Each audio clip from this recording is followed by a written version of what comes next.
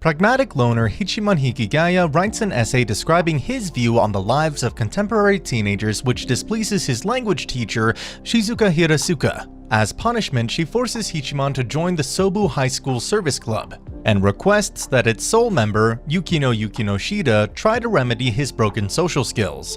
This immediately results in a clash between both students, and Shizuka proposes that they contest their ideals by helping people sent to the club. The next day, Hachiman learns that Yukino was paradoxically made an outcast because of her beauty, and relates to her differential way of thinking. Afterwards, Yui Gahama requests that the service club help her bake cookies for a friend, and Yukino fails teaching her the basics of cooking. Hachiman tries an alternative approach and uses psychology to get Yui to realize that the sheer act of doing something for another person means more than how the act turns out. The next week, Yukino and Hachiman discuss Yui's request with respect to the ultimate goal of personal improvement, versus the rewards of working towards said improvement despite risking failure in doing so. Afterwards, Yui shows up at the club and thanks both Hachiman and Yukino with homemade cookies she made herself. Shizuka once again reproves Hachiman for basing his biology report on his dissatisfaction with the dominance hierarchy established by social groups. Later that day, Yumiko Miura presses Yui for a straight excuse when she tries to break away from their social group to have lunch with Yukino. Yukino then shows up and demands an explanation for Yui's tardiness, but ends up forgiving her. However, Yumiko makes an outburst when Yui focuses her attention on Yukino, prompting the latter to call Yumiko out on her self-centeredness. The tense atmosphere drives the other students out, and Yui uses the opportunity to explain that meeting Hachiman and Yukino helped her realize that she can be her own person and not force herself to do what others want from her, which Yumiko accepts. The following morning, a delusional teen named Yoshitero Zaimokuza shows up at the service club. After the group beats around the bush to dissect his ostentatious personality, Yoshitero asks that they help review a light novel he wrote.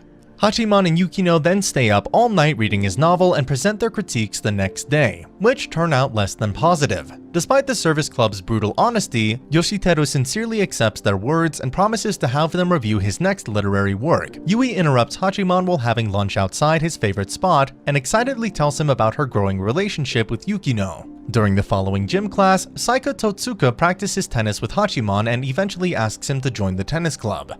Hachiman then asks Yukino for her opinion on the offer during the next service club meeting. However, Saika arrives and requests that they help him practice tennis for the next few days. While the group practices one lunchtime, Yukimo and her group demand to use the tennis court and ignore the fact that Saika has permission to use it. However, Hayato Hayama proposes that they have a doubles match with the winner gaining access to the court. The match then begins with Hachiman and Yui versus Hayato and Yumiko, until Yui sprains her ankle and switches with Yukino. After a bit of pre-game banter with Yumiko, Yukino dominates the match until her stamina runs out and entrusts the game to Hachiman. Hachiman then makes his last two serves by using his knowledge of the sea breezes and hitting the ball with a high arc, which wins the game. The spectators end up ignoring the service club's victory when Hayato saves Yumiko from injuring herself during the final serve. While on their way to school, Hachiman and his sister, Komachi Hikigaya, discuss the car accident he was involved in on what was supposed to be his first day at high school. Afterward, Shizuka reprimands Hachiman for his choice of future occupation and reminds him about picking a 3-person group for the upcoming workplace field trip. Later, the service club receives a mysterious shared text message. Hayato then requests that the service club put a stop to the messages, which paints his clique members, Kekuru, Yamato, and Oka as delinquents. The service club then links the message to the field trip and deduce that one of the three plans to eliminate another so they can form a group with Hayato. Hachiman and Yui then take turns gathering information. However, Yui ends up failing miserably due to her inability to remain subtle. Afterward, Hachiman begins observing Hayato's clique until Saika interrupts him. However, he solves the mystery when Hayato joins their conversation. Hachiman later explains the cohesive relationship between Kekuru, Yamato, and Oka, and has Hayato take himself out of the group to give them a chance to bond. Hayato then thanks Hachiman by grouping him and Saika for the field trip.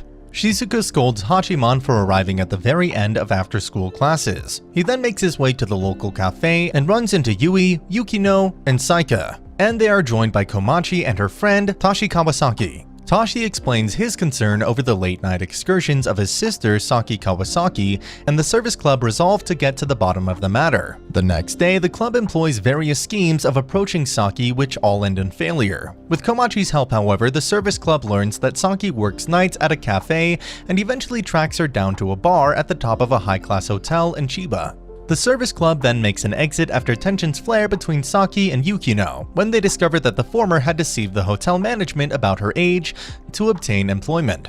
Saki then meets with the group the following morning and they learn that she had been saving up for college. However, Komachi points out that she should not have made Taishi worry, and Hachiman proposes that she apply for a scholarship instead. Afterwards, Komachi shocks Hachiman with the revelation that Yui was the owner of the dog he had saved in the car accident. Believing that Yui was only friendly to him out of guilt, Hachiman ends their acquaintanceship during the field trip. Yui stops coming to the service club meetings and seems to drop out altogether. Following her previous encounter with Hachiman and Shizuka tasks them in recruiting a new third member. Yukino proposes that she would like Yui to rejoin the club by celebrating her birthday. Later that weekend, they visit the mall to present a shop for Yui, with little luck. The pair eventually settle on purchasing some trendy accessories for Yui until they run into Yukino's older sister, Haruno Yukishida, who playfully teases them with her transparent persona. Much to their surprise, Yui also runs into the pair and Yukino invites her to the next service club meeting. At the next meeting, Yukino explains to Yui that they have intended to celebrate her birthday and thank her for all the things she did for the club. Hachiman also uses the opportunity to clear the air with Yui and explains that she doesn't owe him anything and hence should not pity him.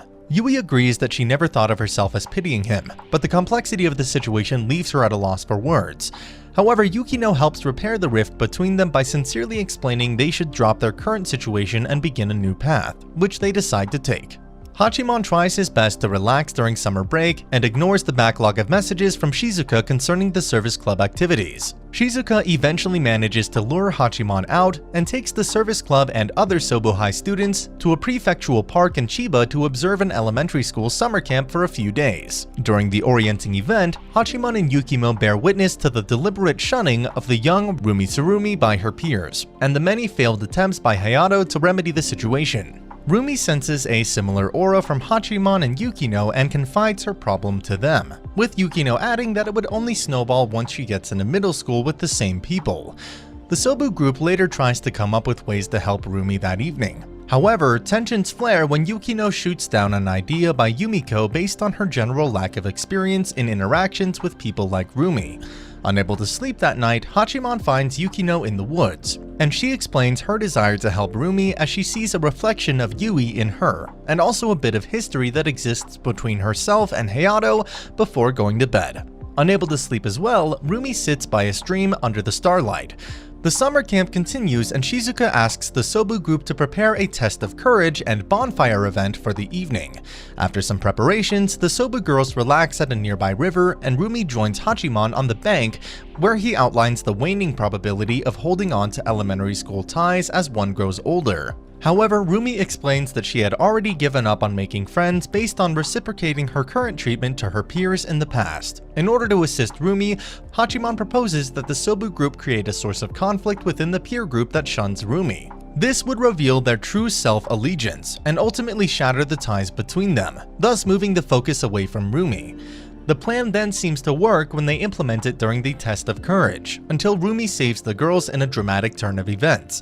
Afterwards, during the bonfire event, the Sobu group notes that Hachiman's unorthodox plan had set the stage for the girls to split apart after betraying each other and hence slightly improve Rumi's situation. The camp then ends the next day, and when Haruno comes to pick Yukino up, Yui and Hachiman recognize the Yukinoshita limousine as the one that struck Hachiman in the accident. Yui invites Hachiman and Komachi to the annual summer fireworks festival as thanks for taking care of her dog, but Komachi backs out of the offer to give Hachiman and Yui a chance to get together. On the day of the festival, Hachiman and Yui try to compensate for the awkwardness of going out together for the first time by shopping around for some items for Komachi. The fireworks soon begin and the pair run into Haruno while looking for a place to watch the spectacle.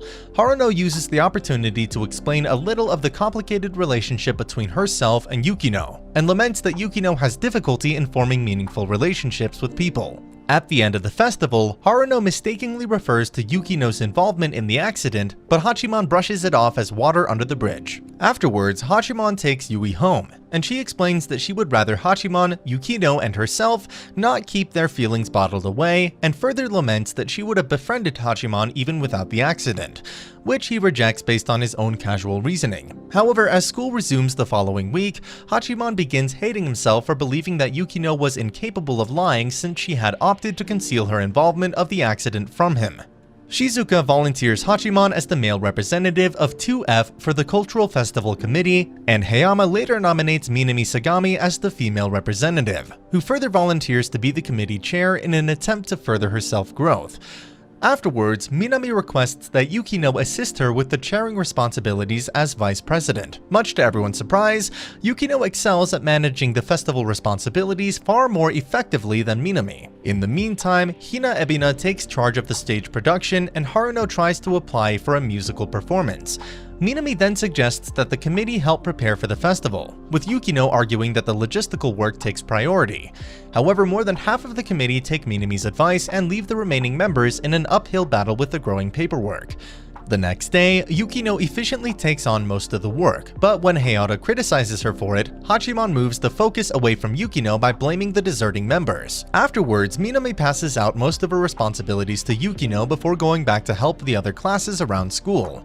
Overwhelmed with paperwork, Yukino takes most of it home and fails to show up at school the following day. Hachiman and Yui visit Yukino and find that she had worked herself into exhaustion by taking most of the festival work. Yui scolds her for not relying on them more, and Hachiman reinforces her argument by explaining that in an ideal world, people rely on each other. But even then, he doesn't know if it would be the right course of action. The next day, the festival committee attempts to brainstorm festival slogans, which all indicate a sense of camaraderie.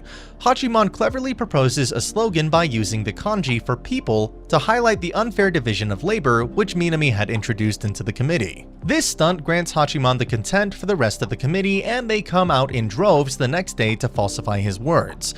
The Sobu High School Cultural Festival begins sometime later, and Minami fumbles her opening speech due to stage fright.